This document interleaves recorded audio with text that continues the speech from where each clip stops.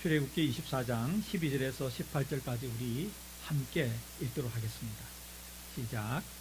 여호와께서 모세에게 이르시되 너는 산에 올라 내게로 와서 거기 있으라. 내가 그들을 가르치도록 내가 율법과 계명을 친히 기록한 돌판을 내게 주리라. 모세가 그의 부하 여호수아와 함께 일어나 모세가 하나님의 산으로 올라가며 장로들에게 이르되 너희는 여기서 우리가 너희에게로 돌아오기까지 기다리라. 아론과 훌이 너희와 함께 하리니 무릇 일이 있는 자는 그들에게로 나아갈지니라 하고, 모세가 산에 오르매 구름이 산을 가리며 여호와의 영광이 시내 산 위에 머무르고 구름이 엿새 동안 산을 가리더니 일곱째 날에 여호와께서 구름 가운데서 모세를 부르시니라. 산 위에 여호와의 영광이 이스라엘 자손의 눈에 맹렬한 불같이 보였고 모세는 구름 속으로 들어가서 산 위에 올랐으며 모세가 40일 40야를 산에 있으니라. 아멘. 저는 오늘 본문을 읽고 나면 친서라는 단어가 떠오릅니다. 친서는 외교적인 용어이죠. 한 나라의 정상, 지도자가 다른 나라의 지도자에게 보내는 편지입니다. 그런데 국가의 정상이 직접 기록하고 친필로 서명을 한 후에 사람을 통해서, 인편을 통해서 보내기 때문에 다른 어떤 것보다도 정치적인 의미가 중요하다고 합니다. 오늘 본문에서 우리는 하나님께서 이스라엘 백성에게 보내는 친서를 보게 됩니다. 그리고 그 친서가 기록되는 과정을 볼 수 있습니다. 하나님은 모세라는 이스라엘의 지도자를 통해서 하나님의 마음을 담은 친서를 이스라엘 백성에게 보내고 있습니다. 그런데 이것이 당연한 일로 받아들이기에는 우리에게 조금 어색한 면이 있습니다. 왜냐하면 친서는 서로 대등한 관계에서 각 국가의 정상끼리 주고받는 것인데 하나님과 우리는 대등한 관계가 아니잖아요. 하나님은 창조주시고 우리는 피조물이고, 이것은 영원히 변치 않는 하나님과 우리의 관계입니다. 그런데 하나님께서 친히 그 피조물인 사람에게 친서를 보낸다. 아주 특별한 일이고 아주 중요하다는 의미를 가지고 있습니다.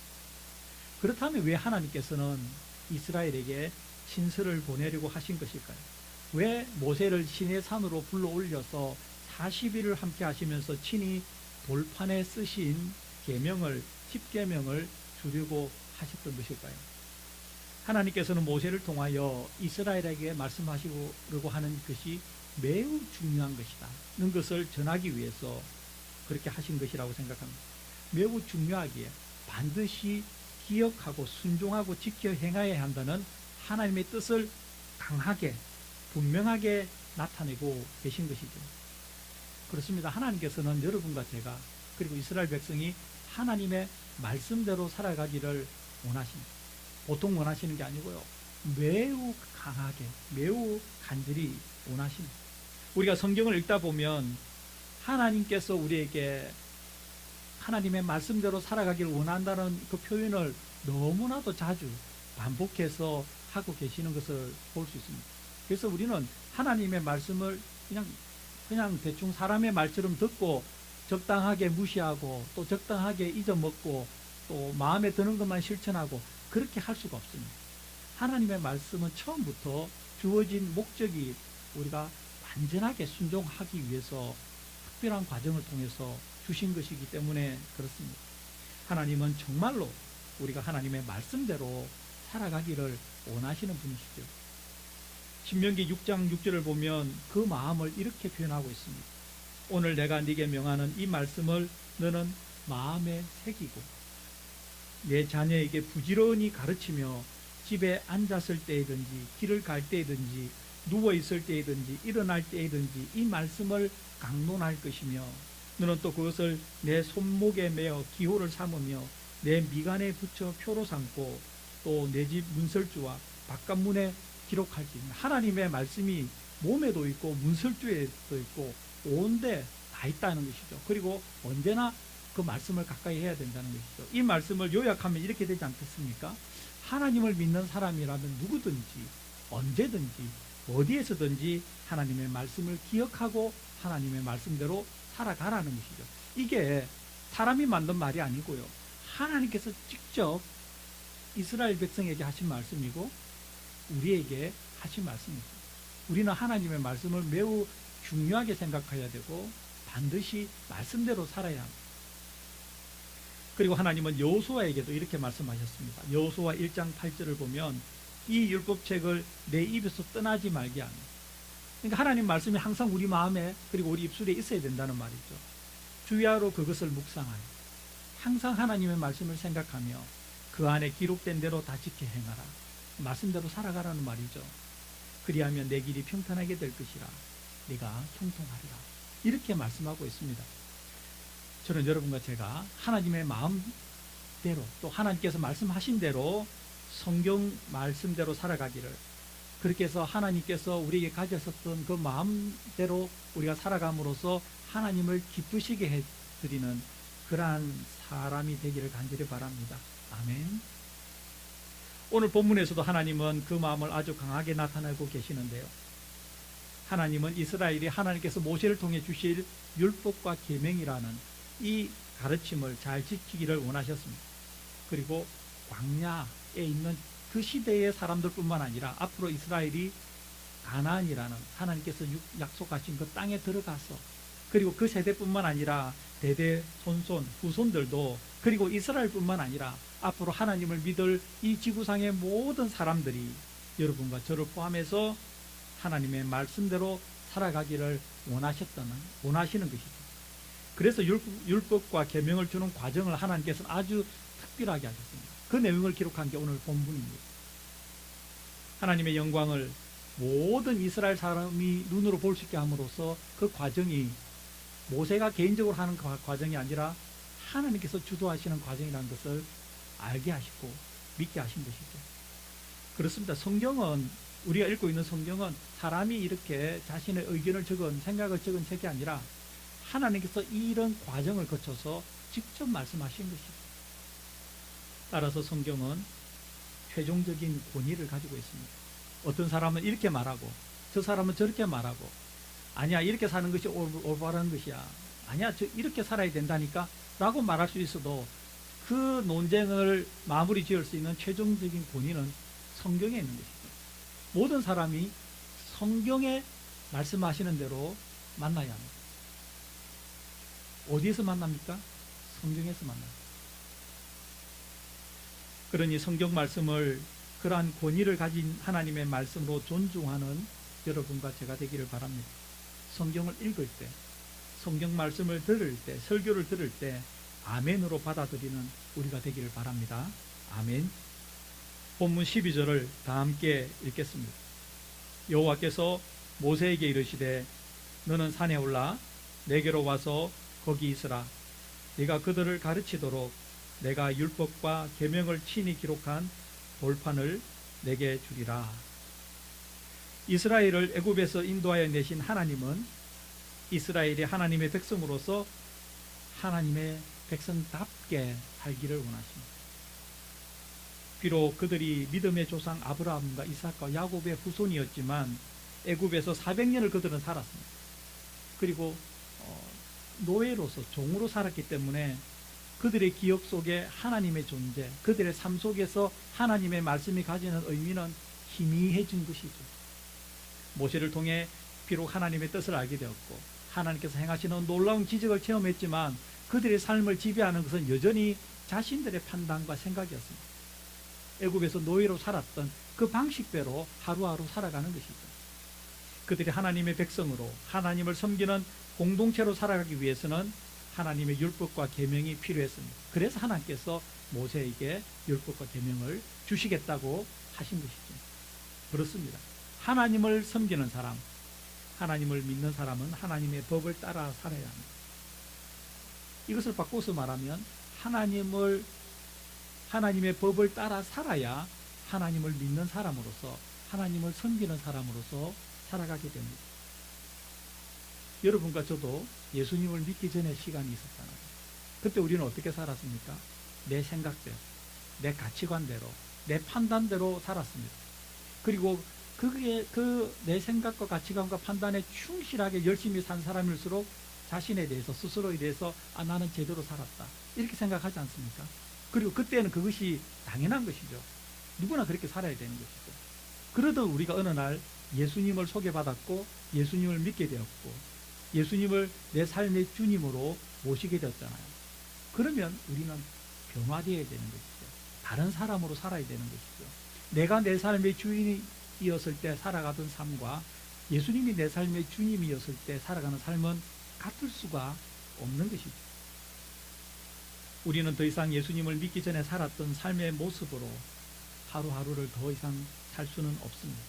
예수님은 우리에게 일어난 이러한 변화를 새 포도주는 새 부대에 담아야 된다는 비유로 설명하셨습니다. 여러분과 저는 비유하자면 새 포도주가 된 겁니다. 새 포도주. 그렇다면 새 포도주는 새 부대에 담아야 이 부대가 터지지도 않고 잘 보관된다고 예수님께서 말씀하셨잖아요. 우리는 예수님을 믿는 사람이 되었으니까 예수님을 믿는 사람답게 살아야 된다 이 말씀인데, 어떻게 그렇게 사는 것이냐? 하나님의 말씀대로 사는 것이 그렇게 사는 것이라는 의미입니다. 여러분과 제가 예수님을 믿는 사람이라면 이렇게 살아야 하는 것이죠. 예수님을 믿겠다, 내가 예수님을 믿겠다고 결심한다는 것은 이렇게 살겠다고 결심하는 겁니다. 결심을 그렇게 놓고 그렇게 안 살면 안 되는 것이죠. 그래서 예수님을 믿는 사람에게는 하나님의 말씀이 필요하고, 그것이 오늘 본문에서 말하는 율법과 계명이고 우리가 그 말씀대로 살아가는 것입니다. 하나님은 이스라엘에게 율법과 계명을 주시기 위해서 모세를 시내산으로 불러 올렸습니다. 그런데 아주 특이하고도 흥미로운 사실이 본문에 기록되어 있습니다. 바로 하나님께서 친히 기록한 돌판을 모세에게 주시겠다고 말씀하신 것입니다. 구체적으로 말하면 우리가 잘 알고 있는 십계명을 하나님께서 돌판에 기록해서 모세를 통해서 이스라엘 백성에게 주겠다고 하신 것입니다. 여러분, 성경 어디를 읽어봐도 하나님께서 무엇을 직접 그리셨다는, 글씨를 쓰셨다는 말씀은 없습니다. 우리가 가지고 있는 성경도 하나님께서 특별한 사람을 선택해서 그 사람들이 기록한 내용이죠. 하나님께서 성경을 직접 기록하지는 않았습니다. 그러나 십계명만큼은 하나님께서 돌판에 직접 새겨주셨다고 되어 있습니다. 아주 특이하고 전무후무한 사건이죠. 왜 그렇게 하셨을까요? 중요하니까. 그리고 왜 하필이면 돌판에 새기셨을까요? 지워지지 말라. 시간이 아무리 흘러도 변하지 않는 하나님의 말씀이라고 그렇게 중요성을 부각하고 강조해서 우리에게 주신 것이 십계명입니다. 저는 이 부분에서 이스라엘의 하나님의 말씀대로 살아가기를 원하시는 하나님의 그 마음을 우리가 느낄 수 있다고 생각합니다. 비록 지금 우리에게는 그때 하나님께서 새겨주신 돌판에 기록된 십계명은 남아있지 않습니다. 사라졌습니다. 어디 있는지 모릅니다. 아쉽기도 하죠, 한편으로는. 그러나 한편으로는 또 위안도 됩니다. 왜냐하면 거기에 있으면 사람들이 그것을 또 얼마나 우상처럼 섬기겠습니까? 그렇지 않습니까? 돌판이 무슨 의미가 있습니까? 그죠? 하나님이 쓰셨다는 것도 굉장한 의미가 있지만 그 자체로서는 의미가 없는 것이죠. 우리가 그 말씀을 지키고 살아갈 때 하나님이 직접 새기신 십계명의 의미가 있는 것 아니겠습니까? 하나님께서 세우신 법을 지키며 살아가기를 원하는 하나님의 말씀은, 하나님의 마음은 우리에게 그대로 전달되었죠. 그래서 바울은 예수님을 믿는 사람이 이렇게 살아야 된다고 표현했는데요. 고린도후서 3장 3절을 보면 너희는 우리로 말미암아 나타난 그리스도의 편지니 뭡니까? 하나님이 친서라는 것. 우리가 이 세상을 향해 보내신 하나님의 신서라는 겁니다. 이는 먹으로 쓴 것이 아니요 오직 살아계신 하나님의 영으로 쓴 것이며 또 돌판에 쓴 것이 아니요 오직 육의 마음판에 쓴 것이라. 하나님은 하나님의 말씀을 우리 마음판에 새기셨다는 것입니다. 마치 돌판에 직접 새기신 것처럼 하나님의 말씀을 우리 마음판에 새겨서 우리가 그 마음을 가지고 전해야 된다는 것이죠. 그게 우리가 그리스도의 편지라는 성경의 의미입니다. 여러분과 제가 오늘 본문을 읽으며 그래 이제부터는 하나님의 말씀을 내 마음에 새기고 말씀대로 살아가야지라고 결단을 한다면 우리의 결단을 하나님께서 얼마나 기뻐하시겠습니까? 왜냐하면 우리가 하나님의 말씀대로 살아가기를 원하시는 분이 하나님이시기 때문에, 하나님, 제가 오늘부터 하나님의 말씀을 제 마음판에 새기고 말씀대로 한번 살아보겠습니다 라고 결단하면 하나님은 정말 우리의 예배를 기뻐하시고 여러분과 저를 기쁘게 받아주실 것이라고 저는 확신합니다. 아멘. 그렇게 된다면 우리는 우리의 삶이 이렇게 바뀌어야 됩니다. 하나님의 말씀이 하라고 하면 하는 사람, 내 생각이 아니라 하나님의 말씀이 하지 말라고 하면 하지 않는 사람, 하나님의 말씀이 앞으로 가라, 나아가라고 그러면 나아가는 사람, 하나님의 말씀이 제자리에 머물라고 하면 제자리에 머무는 사람, 이렇게 말씀대로 살아가는 여러분과 제가 되기를 간절히 바랍니다. 아멘. 본문 13절과 14절을 다 같이 읽겠습니다. 모세가 그의 부하 여호수아와 함께 일어나 모세가 하나님의 산으로 올라가며 장로들에게 이르되 너희는 여기서 우리가 너희에게로 돌아오기까지 기다리라. 아론과 훌이 너희와 함께 하리니 무릇 일이 있는 자는 그들에게로 나아갈지니라 하고, 하나님의 부름을 받은 모세는 시내산으로 올라가면서 이 일이 하루 이틀 사이에 끝날 일이 아니라는 걸 알았습니다. 이 일은 시간이 걸릴 것이다 는 것을 모세는 알았죠. 그래서 몇 가지 조치를 취합니다. 우선 이스라엘 장로들을 불러 모읍니다. 그리고 기다리라고 말합니다. 단순히 기다리라는 말이 아무것도 하지 말고 그 자리에 머물러 있으라는 뜻보다 더 깊은 의미가 있었는데, 그 말에는 모세 리더인 자식이 없는 사이에 불안해하지 말고 동요하지 말고 마치 모세가 있는 것처럼 이스라엘의 장로로서 리더로서 그 자리에서 중심을 잡고 공동체가 유지되도록 애쓰라는 겁니다. 자신들이 할 일을 하면서 모세가 하나님의 말씀을 받고 내려올 때까지 그 자리를 잘 지키라는 그러한 당부의 마음이 있는 것이죠. 또한 모세는 장로들이 그렇게 할 수 있도록 보안책을 준비했는데, 아론과 훌이 모세를 대신해서 백성들을 재판할 수 있도록 그렇게 했습니다. 우리는 이 순간의 모세의 마음을 이렇게 이해할 수 있을 것 같습니다. 이제 그 척박한 광야에서 겨우 공동체로서 형성되기 시작하는데, 그러한 약한 공동체를 두고 하나님께 부름을 받아 오랜 기간 자리를 비워야 되는 그 지도자로서의 그 마음을 우리가 알 수 있는 것이죠. 내가 가면 이 공동체는 어떻게 될까 하는 그러한 안타까움이 있었던 것이죠.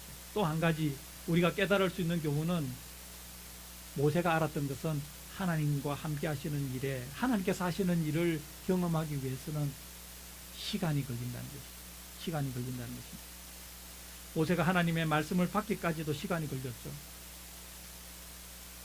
모세는 하나님의 산에 올라가서 6일을 기다렸고 7일째 하나님의 음성을 들었고 40일을 기다리면서 하나님의 음성을, 율법을 받았습니다. 시간이 걸립니다. 우리는 종종 우리의 조급함으로 하나님께서 하시는 일을 기다리지 못하는 경우가 있죠. 우리의 성급함 때문에 하나님께서 미처 일하시기 전에 우리가 미루어 짐작해서 어떤 일을 마무리해버리고 그만두는 경우가 있습니다. 그러나 우리가 하나님께서 일하시는 것을 경험하기 위해서는 시간이 필요합니다. 그리고 우리가 하나님의 말씀대로 살아가기 위해서도 시간이 필요합니다. 어떤 주어진 상황에서 하나님의 말씀을 내 삶에 적용해서 하나님의 뜻을 알고 실천하기 위해서는 우리는 판단하기까지, 그리고 그 일이 결과가 나타날 때까지 기다리는 시간이 필요합니다. 하나님의 뜻은 분명히 존재하지만 우리가 자판기 앞에 서서 동전을 넣고 번호를 누르면 원하는 물건이 나오는 그런 식으로는 우리가 하나님의 뜻을 알 수가 없습니다. 하나님의 뜻은 오직 3가지 방법을 통해서 우리가 알 수 있는데요. 하나님의 말씀과 기도와 기다림입니다. 여러분과 제가 하나님의 뜻을 알고자 한다, 또는 하나님의 말씀대로 살아가기를 원한다면 이 3가지가 반드시 필요합니다. 먼저 여러분과 저는 하나님의 말씀을 알아야 되고 읽어야 되고 들어야 됩니다. 그래야 하나님께서 뭘 원하시는지, 하나님께서 나에게 뭘 말씀하시는지는 성경을 읽지 않으면 알 수가 없고요. 거기에 더하여 내가 읽은 성경을 가지고 하나님 이 말씀이 나에게 의미가 무엇입니까? 나에게 주시는 의미가 뭡니까? 나를 향한 하나님의 뜻은 무엇입니까? 라고 하나님께 여쭈어봐야 합니다. 이것이 기도죠. 그렇다고 해서 끝난 게 아닙니다. 그 다음에 하나님께서 일하시는 것을 기다리는 시간이 필요합니다. 몇 해 전부터 우리 교회는 성경으로 기도하기를 하고 있잖아요. 이것이 하나님의 말씀대로 살아가기 위한 처음 두 가지를 결합한 것이죠. 여러분과 저는 말씀을 읽어 나가면서 그 말씀을 붙들고 내 삶에 적용하는 기도를 하고 있잖아요. 이 훈련을 우리가 지금 몇 년째 하고 있지 않습니까? 이제 우리가 하나님의 음성대로, 하나님의 말씀대로, 하나님의 뜻대로 살아가기 위해서 필요한 것은 이 성경으로 기도하기를 계속하면서 거기에 기다림이라는, 인내라는, 기다림이라는 요소를 더하는 것입니다. 우리가 하나님의 말씀을 읽고 하나님의 말씀을 붙잡고 기도하고 또 하나님께서 일하실 때까지를 기다리는 이 기다림을 통해서 우리는 하나님의 말씀대로 살아가는 삶을 살아갈 수 있다. 저는 그렇게 믿습니다. 가만히 있다고 해서 하나님의 말씀이 뚝 떨어지는 게 아닙니다. 여러분과 제가 마음을 정하고 하나님의 말씀을 부지런히 읽고 그 말씀을 붙잡고 기도하고 하나님 이렇게 말씀하셨으니 이제 나에게 응답하여 주시옵소서. 하나님 일하여 주시옵소서. 제가 기다리겠습니다. 제가 잠잠히 하나님의 일하심을 기다리겠습니다. 이렇게 기도하고 기다릴 때 마침내 하나님께서 우리의 마음을 움직이시고 상황을 변화시키시고 다른 사람의 마음을 움직여서 하나님의 뜻이 내 삶 가운데 일어나게 하시는 것을 우리는 경험하게 되는 것입니다. 아멘. 계속해서 본문 15절과 16절을 다 함께 읽겠습니다. 모세가 산에 오르매 구름이 산을 가리며 여호와의 영광이 시내 산 위에 머무르고 구름이 엿새 동안 산을 가리더니 일곱째 날에 여호와께서 구름 가운데서 모세를 부르십니다. 모세가 시내산을 오르자 구름이 시내산을 덮기 시작했습니다. 성경에서 구름은, 이런 상황에서 구름은 하나님을 상징합니다. 그래서 시내산에 구름이 덮였다는 말은 시내산에 하나님이 임하셨다, 이런 말입니다. 모세가 하나님의 음성을 듣기까지 엿새의 시간이 필요했다고 이야기합니다. 왜 엿새의 시간이 필요했을까요? 하나님께서 그냥 바로 모세에게 말씀하시면 안 되었을까요? 여기에도 역시 하나님께서 하시는 음성을 듣고 하나님의 일하심에 함께 하기 위해서는 우리에게 시간이 필요하다는 것을 알 수 있습니다. 엿새 동안 모세는 하나님의 임재 가운데, 구름 가운데, 그 시내산에서 자신을 정결하게 하는 시간을 가졌을 것입니다. 우리에게 간절한 기도 제목이 있을 때 우리는 종종 작정하여 기도하잖아요. 금식해서 기도하기도 하고 시간을 정해서 날짜를 정해놓고 기도하기도 합니다. 그때 우리가 하는 제일 먼저 하는 기도가 무엇입니까? 회개하는 기도입니다. 하나님, 내 마음에 급한 기도 제목이 있습니다 라고 말하기 전에 하나님, 내 삶과 내 생각과 나의 모습 가운데 있는 모든 죄악을 용서해달라고, 하나님 깨끗하게 해달라고 우리는 하나님 앞에 죄를 고백하고 용서를 구하는 회개 기도를 합니다. 그 마음이 없어질 때까지 하죠. 그 다음 우리가 하는 것이 내 기도 제목을 하나님 앞에 하나씩 하나씩 꺼내놓는 것입니다. 왜 그럴까요? 하나님은 마음이 정결한 자에게 응답하시기 때문에 그렇습니다. 마음이 정결해야 하나님의 말씀을 받을 수 있습니다. 하나님은 정결한 그릇을 사용하셔서 하나님의 뜻, 하나님의 말씀, 하나님의 일하심을 가득 채우시는 분이십니다. 이러한 사실을 바울은 디모데후서 2장 20절 이하에서 정결함의 중요성을 강조하면서 이렇게 말합니다. 큰 집에는 금그릇과 은그릇뿐 아니라 나무그릇과 질그릇도 있어 귀하게 쓰는 것도 있고 천하게 쓰는 것도 있나니 그러므로 누구든지 이런 것에서 자기를 깨끗하게 하며 귀히 쓰는 그릇이 되어 거룩하고 주인의 쓰심에 합당하며 모든 선한 일에 준비함이 되리라. 아멘. 하나님께서 어떤 그릇을 썼습니까? 깨끗한 그릇. 깨끗한 그릇. 하나님은 어떤 그 사람에게 하나님의 말씀을 담아주십니까? 깨끗하게 준비된 사람입니다. 모세에게서 시내산에서 6일은 정결하게 하는 과정이었습니다. 그 이후에 하나님의 말씀을 담아야 되기 때문에 하나님은 그런 시간을 필요로 하셨던 것이죠. 모세에게 그렇게 정결하게 있으라고 말씀하셨습니다.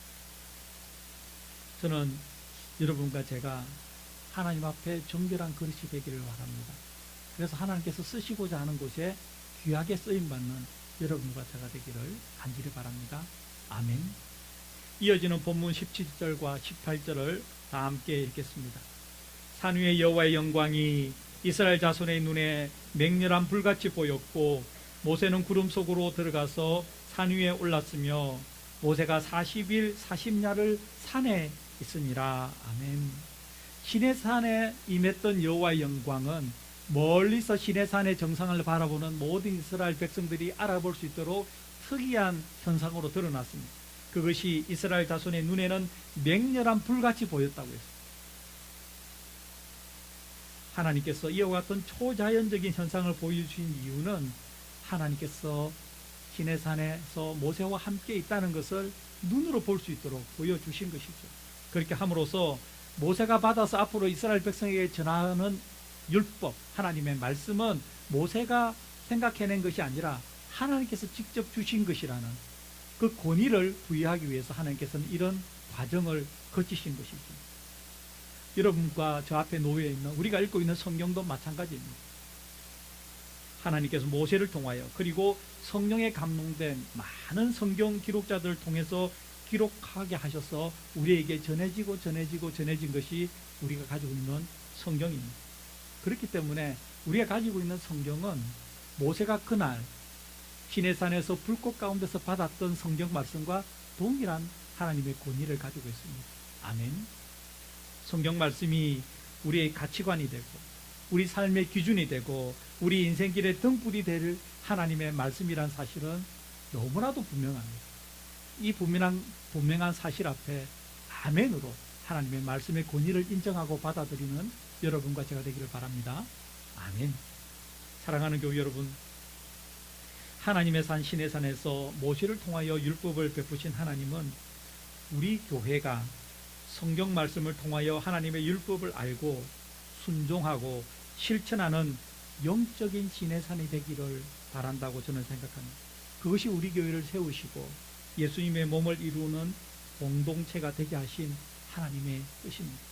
하나님은 여러분과 제가 우리가 매주일 드리는 예배를 통하여 또 새벽 기도회를 통하여 수요 기도회를 통하여 성경 공부를 통하여 목장 모임을 통하여 하나님의 말씀을 깨닫고 그 하나님의 말씀대로 살아감으로써 우리의 삶을 통해 하나님의 손길이 드러나게 하시기를 원하십니다. 그렇게 되어 여러분과 제가 예수님을 믿기 전에 살았던 그 삶의 모습이 변하여 새로운 모습으로 새로운 포도주로 살아가기를 원하십니다. 아멘.